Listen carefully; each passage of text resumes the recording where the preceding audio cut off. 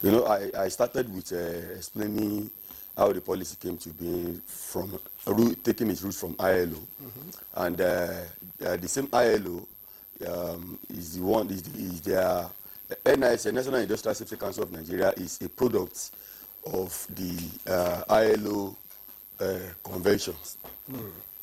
So stipulating that in every country there must be a safety council, tripartite in nature, government, labor union, and employer, NECA in this case. Now, we partnered with the Federal Ministry of Labor and Employment during the development of this national policy on occupational health. And like I said, incidentally, I was the one who moved the motion for the adoption of this national policy. When it was being developed, there was a stakeholder engagement from private sector to government sector to international to NGOs, you know, and a lot of that. So it is all encompassing. So the development carried along a lot of people, and from time to time we'll also educate people.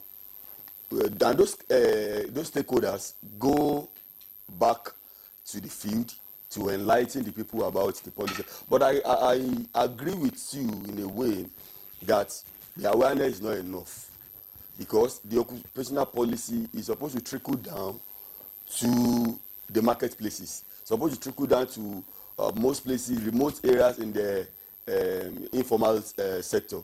So I'm not aware whether it has been effectively taken down to those areas. There is a need for more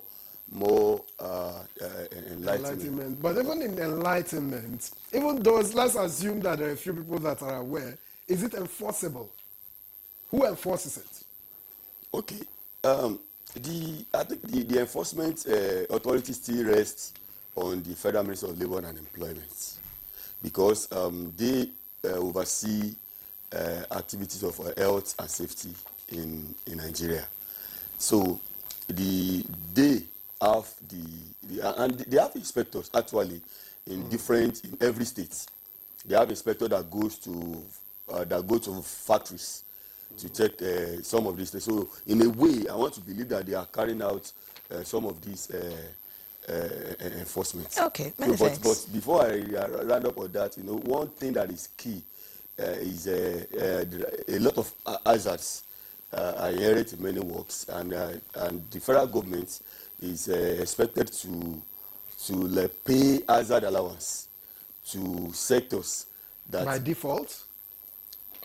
No, not by default, but I said expect not when hazard has already happened, but I'm saying it is expected that government should pay hazard allowance to organizations that are more exposed to high risk and hazard. Talk of the electricity sector, talk of medical sector, talk of even environmental and manufacturing and all of that.